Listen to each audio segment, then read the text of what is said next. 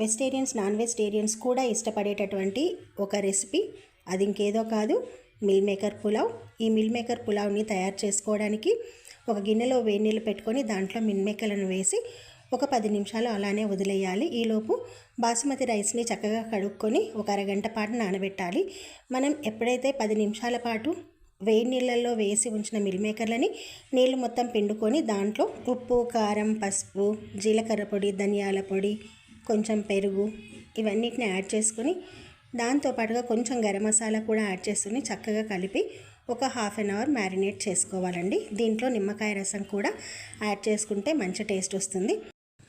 Pressure కుక్కర్ని stove పైన పెట్టుకొని వేడెక్కాక ఒక స్పూన్ నెయ్యి, ఒక స్పూన్ ఆయిల్ వేసుకుని దాంట్లో గరం మసాలా దినుసులని వేసుకోవాలి. అంటే లవంగ, చెక్క, ఇలాచి, అలానే పత్తర్ఫూల్ ఇలాంటి అన్నింటినీ, ఆకు అన్నింటినీ వేసేసుకోవాలి. దాంతోపాటు ఒక ఆనియన్ చిన్న ముక్కలుగా కట్ చేసుకుని వేసుకోవాలి.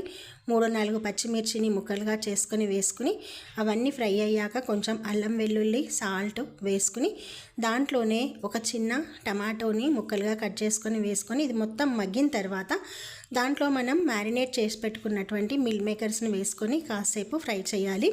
ఇక్కడ స్టవ్ని మనం మీడియం ఫ్లేమ్లోనే పెట్టుకోవాలి. అది ఫ్రై అయ్యాక ఇలా ఉంటుంది. దీంట్లో ఇప్పుడు మనం నానబెట్టుకున్నటువంటి రైస్ని వేసి అది విరగకుండా ఒకసారి కలుపుకొని మనం ఎంత రైస్ అయితే తీసుకుంటామో దానికి అంటే ఒక గ్లాస్కి 1.5 గ్లాస్ వాటర్ని వేసుకోవాలి. అంతకంటే ఎక్కువ వేసుకోవద్దండి.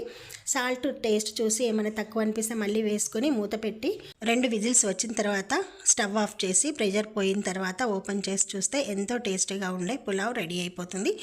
ఇది పెరుగుతో తినొచ్చు. చాలా టేస్టీగా ఉంటుంది.